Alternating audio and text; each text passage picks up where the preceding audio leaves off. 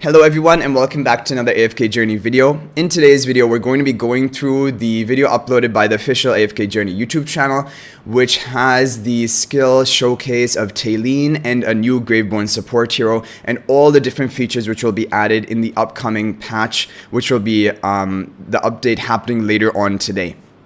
There's a lot of information to cover in this video, especially all the skills, because we have the actual skill description of most of the skills after the video showcase. So this video will take a while, but I'll try to get through it as quickly as possible because we have to cover everything, because there's a lot of important stuff in this video. When Talene unleashes her ultimate, Divine Conflagration, she flies to the center of the battlefield, launching a wide-range flame attack at the enemies. It deals continuous damage within the area. But Divine Conflagration keeps draining Talene's health. Okay, we have the skill description. You just saw the video showcase. We talked about this yesterday as well. There's her ultimate ability. She will fly to a designated tile in the center of the battlefield, consumes 10% of her maximum HP. And we saw how the targeting works. Is basically a line. You can choose any of those positions on that straight line of where Talene can fly to. But on auto mode, I'm sure she's going to fly to the tile which will target as many enemies as possible. So she will consume 10% of her maximum HP and 200 energy per second to shoot a 5-tile flame, dealing 70% attack damage and extra damage equal to 30% of her lost HP to enemies within range. The extra damage is shared among all hit enemies. Talene can cast this skill even when she is out of energy, but the HP consumed per second will increase to 25%. This skill ends when there are no enemies within range. So basically, either she is going to die from casting this skill, or all enemies are going to go out of range or be killed. Because it says the skill will only end when there are no enemies within range. And if all of her energy is depleted by casting this skill, because after 5 seconds the 1000 energy would be depleted based on 200 energy per second, then she will begin consuming 25% of her HP per second to continue casting the skill.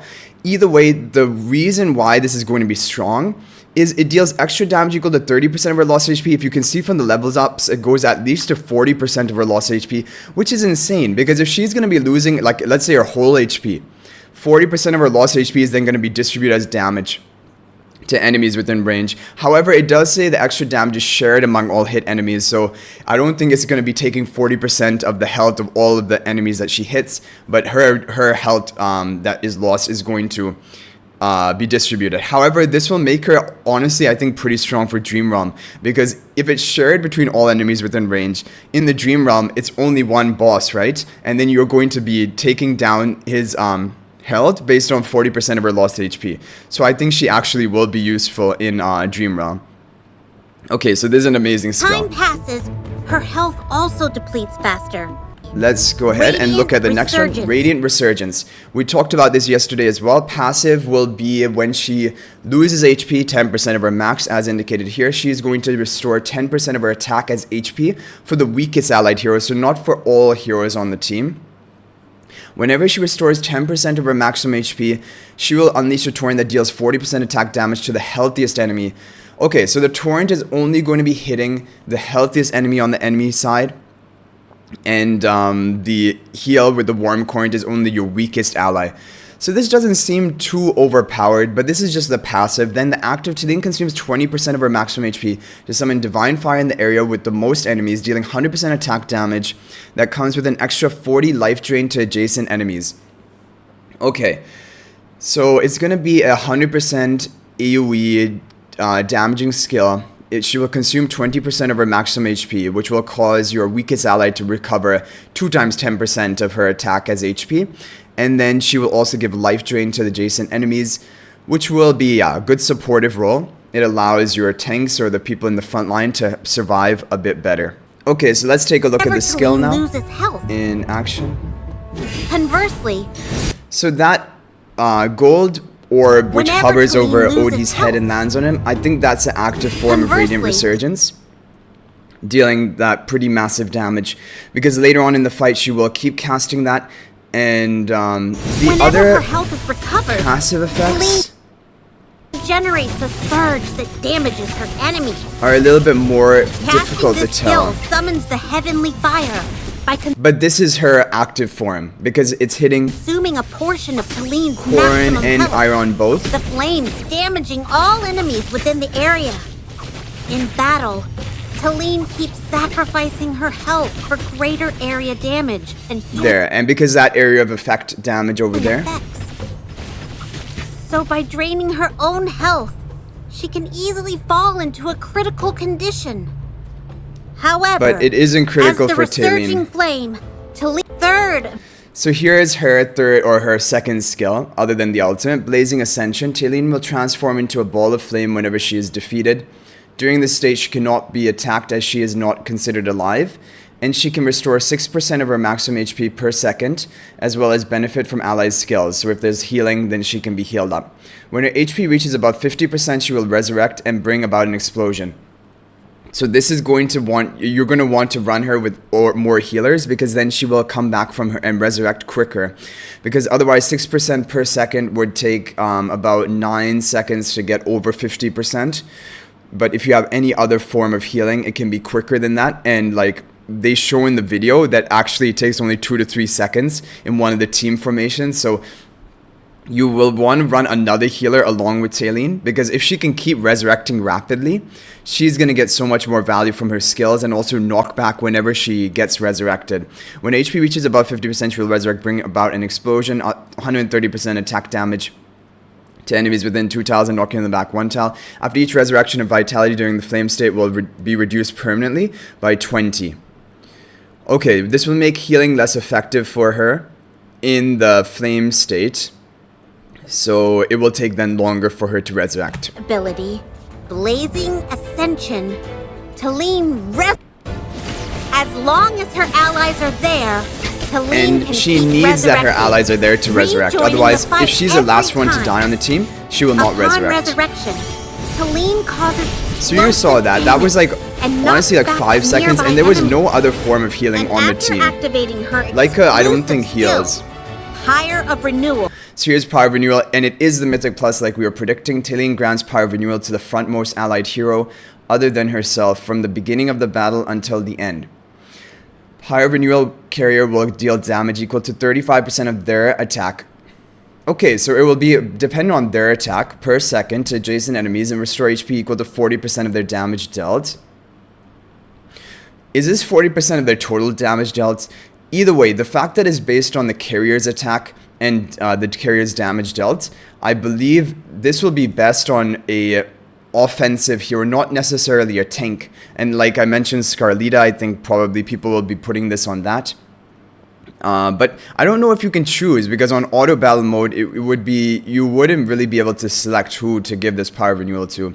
Every time the carrier is healed by an amount equal to 800% of their attack, a kindling will be generated next to them to permanently enhance Talene's Power of Renewal. So again, you're going to want to have a lot of healing on this team so that you can gain these stacks.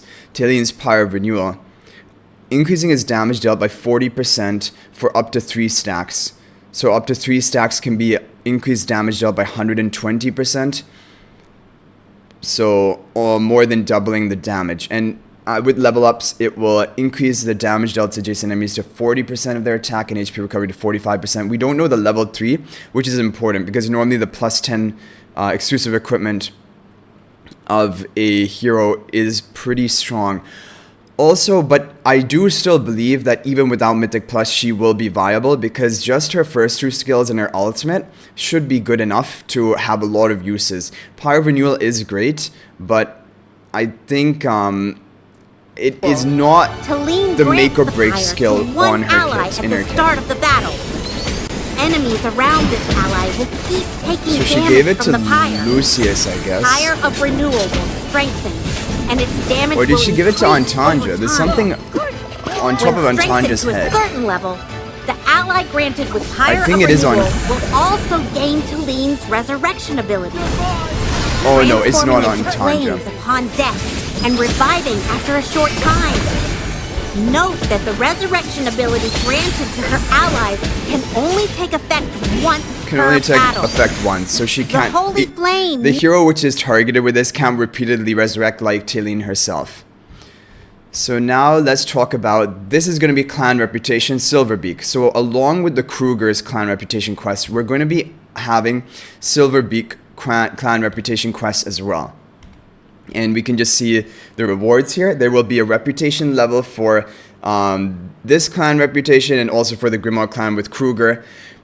And both of them are going to give pretty similar rewards. The only difference I can see right now is that you're going to be getting 20 of the mythical quality essences, and I believe for the charms, and that will probably be used to craft more mythical magic charms in the craft merchant shop. In the new patch, maybe they will add ways to utilize that resource, because as of right now, there's no way to use this highest tier essence from the charms. And other than that, it's pretty good rewards. And the good thing, I don't know if this is going to continue, but if you take a look at the reputation level, it will only need 100 to promote you to the next tier. And if it continues at only 100, then every day doing these reputation quests, you're going to be able to promote to the next tier and get the rewards, which would be good if that is the case. And here are the rewards. And the hair. I like the hair from the Grimoire clan. I'm actually using that on my hero that I'm running, or on my character that I'm running in AFK Journey. I like it more than this one. This one looks kind of like a bird's hair. Okay, let's go to the next bit of information. Yeah, okay. Now, this is going to be, we should listen to some of it. And besides these quests, there's another new way to Crystal explore all of Clash. Asperia, and that's Crystal Clash. Recently, Evergreen Conservatory discovered a form of magical crystals that seem quite profitable. That's right. They're known as crystal. Okay, the crystals have a different value on top of them, probably indicating how many resources they will generate, and I'm sure there are going to be certain crystals on the map. These crystals are scattered all across the entire map of the new season, and I'm sure there are going to be some which are really high, or the highest level, which are going to be the most contested. This is going to be like a tower defense type setup, Geodes. where you set At the up your event, defenses. You'll find these crystals all across Asperia. You can opt to protect any unguarded crystal and So start 296 setting up was the highest so defenses around far. it. Defenses? Do you mean others in the overworld can come and seize them in battles? Yes! When others discover your crystal geode, they can attack and challenge your defense from outside in.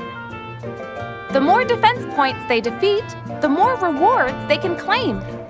Okay, we need to The look more at this. defense points they defeat, the more Crystal Geode earning 1,020, 1,940. Okay, so there'll be multiple defenses, I they guess, can you set claim. up. If we take a look over here, there's an outer defense, inner defense, core defense. Defense time is going to be some period. And they're going to be certain criteria, like no Graveborn heroes can be used here, no Celestial heroes are allowed. Interesting. And you're going to need 3 teams, so it's going to be kind of like Mining Supreme crystals Arena. takes time, so rewards will arrive only when the guarding time is over. And you need to guard it for the entire time in order to get the rewards. I wonder how many people can attack you. Like, if multiple people could attack you, then probably they would be able to break through any Wouldn't it be better defense. to bring in some helping hands to handle it? Yes, it's best to invite a teammate to help you guard the crystal to make your defense impenetrable. Okay, so you can invite a teammate to guard with you to make it more difficult to clear, but then both of you would share the same rewards. Like, if each person was on 2 different crystals, probably you would earn more, but maybe you need to have a teammate with you to ensure that your mining doesn't get interrupted. So this is going to be interesting. Another mode. This is not the guild mode. There's a guild supremacy mode also talked about in this video. But this is probably going to be a mode where guilds and active guilds are going to do well, because if you can communicate with your guild and have people help protect it for you, Then again, that would be you good. can also invite teammates to raid others' magical crystals. And you can raid other magical crystals. There'll probably be a limit how many times you can raid per day. That sounds so thrilling! But this seems very Indeed. exciting. That's This is why cool. we need to be cautious about how we defend. How visible the crystal geode is, how many rewards it brings, and how difficult it is to defend will all affect the final gains. so much to learn and discover. Well, the thrills are not And limited we're only to halfway Crystal through Clash. the video. The We have a upcoming whole new Guild character, a whole new Supremacy hero to event cover. is equally exciting. Guild Supremacy. Once the event starts, Glyph Shade will be activated for... So we're gonna have a boss in your guild, and they're gonna be different rewards depending on how much you can clear of it. It looks like a lot of the rewards are gonna be guild coins related. Probably there's gonna be some ranking related rewards, as there's a ranking here in daily quests as well. It lasts for a long time. 35 days is a long all guilds. time for this. Once activated, all members in the guild can participate. Okay, daily there are going to be complete different quests from all modes of the game. Complete honor duel battle ×1 daily. Oh, but not everyone has to complete this. You just need 10 out of your guild members to complete one honor duel battle. Complete Arcane Labyrinth ×1. Okay, Arcane Labyrinth daily is going to be difficult. Because if everyone's doing Arcane Labyrinth daily, already it's hard to get even 30 people doing Arcane Labyrinth per week. But to do 10 people doing it daily is going to be pretty crazy. Guild members need to work together to defeat the Glyph Shade. Everyone has a fixed number of attempts per day for each difficulty level. Upon defeating the Glyph Shade, guild members will receive rewards based on its difficulty. And after reaching a certain amount of honor points, the next difficulty level will be activated. Okay.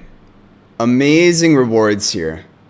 7,000 guild coins? Oh no, wait. I'm thinking wrong. I thought it was 70,000 because I'm thinking like 16,000 was the Glory Expedition. 7,000 guild coins is honestly not that big of a deal, especially if it's lasting 35 days. And even if you're getting lower than that, it's not that big of a difference. You get like, I guess, a cool title maybe, or whatever that thing, maybe a frame. From that rewards, but yeah, guild ranking is not going to be so impactful. So again, it doesn't really matter if you're in the 12th ranking guild for this mode, but probably you will want to be in a strong guild so that you can clear the higher difficulty of the boss, because that will probably give you rewards as well. Not only this guild ranking. Shade is too Okay, so each of the difficulty levels looks like you're going to be getting, for entire clear, 500 guild coins per difficulty level. And the difficulty levels look like they go up pretty high. And then you also have 150 diamonds. So 500 guild coins, let's say if it goes up 50 floors, that's going to be 25,000 guild coins, almost enough for a Celestial Hypogean hero. So, I mean, it's not going to be game-changing, but there are still going to be decent rewards. It's just that guild coins, you need so many of them difficult to fight to get a Celestial Hypogean Don't worry. hero.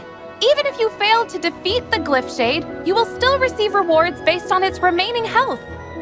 At the end of the event, guilds will be ranked based on the highest difficulty Glyph Shade they activated and the damage dealt at that difficulty level. And that would be the ranking. Rewards will then be distributed to the guild members accordingly. But the rewards honestly are not true. Like Glory Expedition gives more than double the rewards for the top 5 guilds, 16,000 coins, and this gives 7,000 coins. Apart from that guild won't events, matter much. Honor Duel will also see many new updates. Honor Duel has an update. We're gonna go through this quickly. So there's gonna be this new tile, this yellow to red question mark tile. If you click it, it's 35 coins, and you get an unowned legendary hero. So this is like, I mean, it can be good, and it only unlocks at Duel Store level 4. So you're not going to have access to this in the early rounds. It's going to be later on in the game. I would not even recommend going for this, because if it's an unknown hero, it's probably not something you even want on your team. Like, you've already began focusing your core team. And it's a lot of gambling. Like, a lot of the times you're just going to get a hero which is not good. Like here they got Walker. Yeah. And then you're like, what do I do with this? This is a good thing. For the artifacts, there are going to be 3 different choices instead of 2.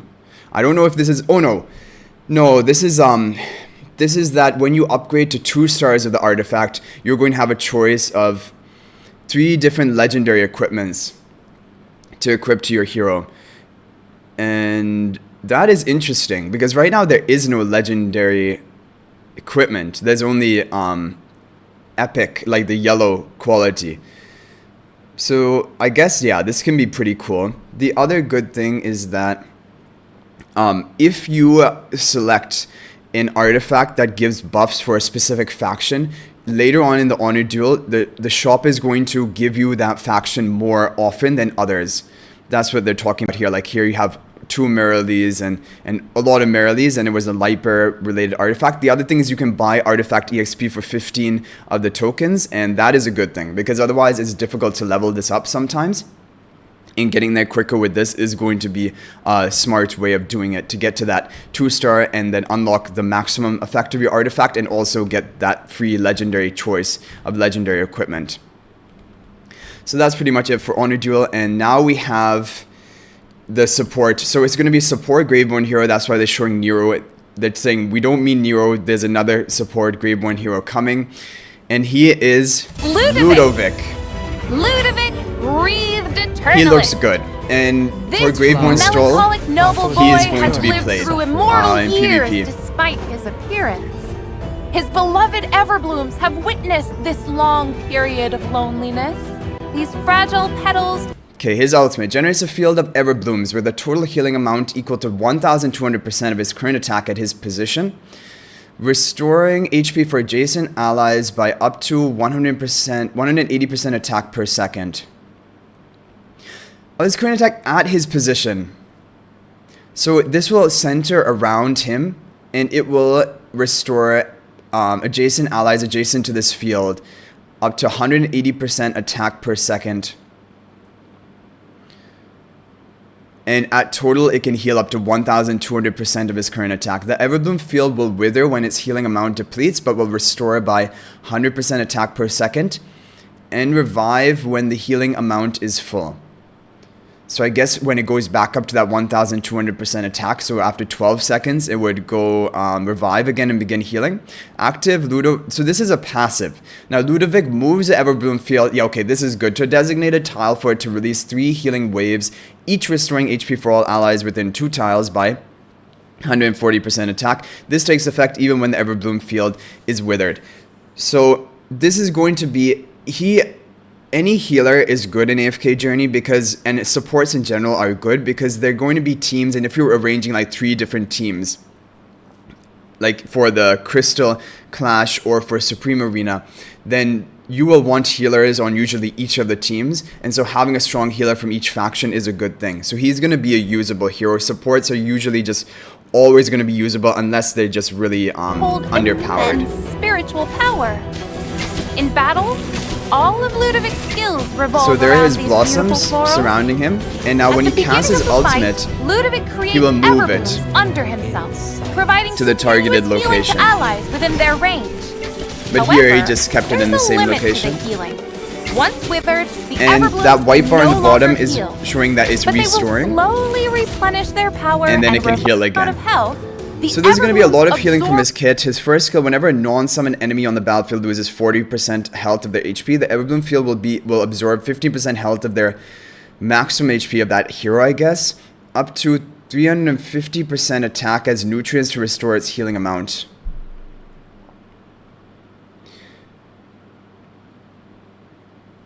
Non-summon enemy on the battlefield loses. So the Everbloom field is going to absorb health from the enemy, 15% of their max health, dealing that's pretty decent damage, and up to capped at 350% of his attack. So it's not going to be like in Dream Realm you just bring him in and he almost kills the boss himself. But as nutrients to restore its healing amount, active Ludovic. This is a passive. So whenever a non-summon enemy on the battlefield loses this health, and does this happen for each enemy? If it does, that's pretty insane. Active Ludovic hurls Everblooms at the enemy with the highest accumulated damage dealt, making them lose HP equal to 60% attack per second over the next 4 seconds, and that ranks up with level up to 80%, we can see here. Very good skill. Like the passive effect especially is insane. I don't know if that's only going to be on the first enemy, which loses 40% health. That would seem more balanced, but if it's on every enemy, part of the lost health to that is replenish crazy. their power. Ludovic carefully selects his enemies as nourishment for his beloved Everbloom. By casting Light okay, now it's on Weaver's Seth. Bloom, It landed on Seth because he lost 40% of his health. Ludovic And places it a drained floral quite a lot curse from on him. an enemy. The cursed target will be surrounded And that powers up his blossoms or his blooms on the by battlefield. white flowers, continuously losing health. Then, by casting Second skill, Ludovic moves to the Everbloom field near the weakest ally and absorbs 90% of the nearest non-summoned enemy's HP. What? 90% of the enemy's HP, up to 250% attack to restore the Everbloom Field's healing amount. So it's just going to be capped at 250%. Wait. In the level 2, level 3, level 4, it says increase the amount absorbed up to 10%, 11%, 12%. So I think this meant to be 9%. This is a typo, right? Absorb 9% of the nearest non-summoned enemy's HP up to 250% because the level ups increase it up to 12%. So I'm assuming 9, 10, 11, 12. Either way, absorbing a percentage of their health is going to be strong.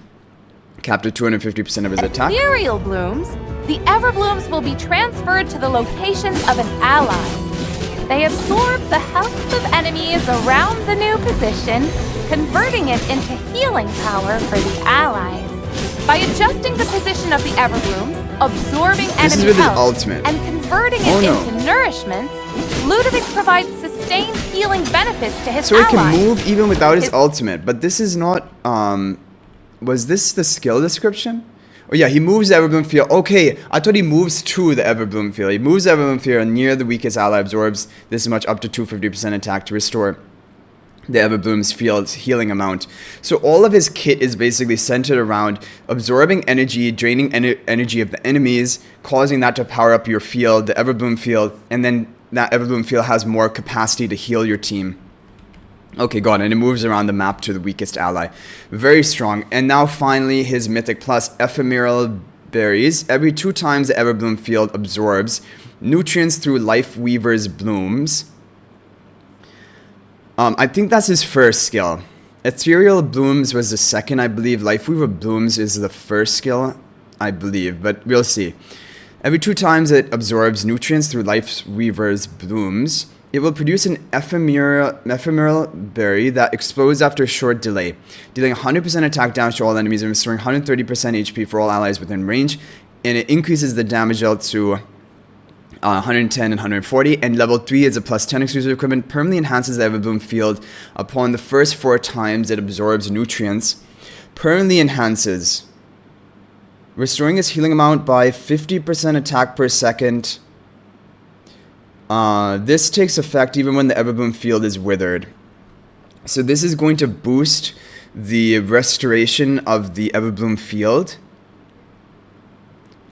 after you absorb nutrients 4 times. This is going to be strong.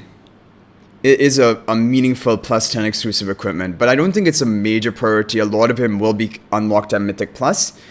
But plus 10 will eventually be important for him, for more like restoration of his Everbloom Field.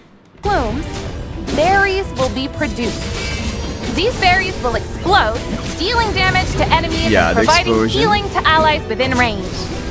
Survival or destruction? Okay, yeah, there's a green berry right there. In Ludovic's eyes, the cursed enemies have already become true works of and it looks very cool as well. I look forward to meeting Ludovic in Asperia. Chance talked about today.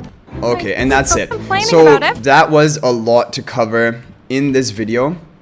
Honestly, so much information because there were 2 heroes with the skills, first skill video showcase. July 3rd, July 12th. So there's going to be, I guess, 2... Oh, maybe Talene is today on July 3rd in this patch. And then July 12th might be Ludovic. They probably won't be at the same time. But anyway, I hope you guys enjoyed this video. Thank you for watching. It was a long one, but there was so much to get through. Let me know what your ideas and your opinions are on this trailer in the comment section down below. Overall, it is pretty good news. A lot of new features coming. One thing that I need to also mention is that they have shared that in this patch, they're going to be giving a chest or glorious chest to select 1 Celestial Hypogean. And everyone will receive this when they clear AFK stage 1125. I believe this is of the new season, not the old season. So that is going to be something to aim for. The other thing is they're going to add more ways to get stargazing tickets for people who aren't in the champion arena. However, if it's going to be the same price for buying those stargazing orbs from the arena shop, I still don't buy stargazing orbs at all there. I save all the currency for buying the S level heroes because I think it's more efficient. So That is my recommendation rather than trying to buy those stargazing orbs, because you can get guaranteed S level heroes for pretty cheap cost in comparison to how many orbs you would need to buy to get a guaranteed celestial hypogean.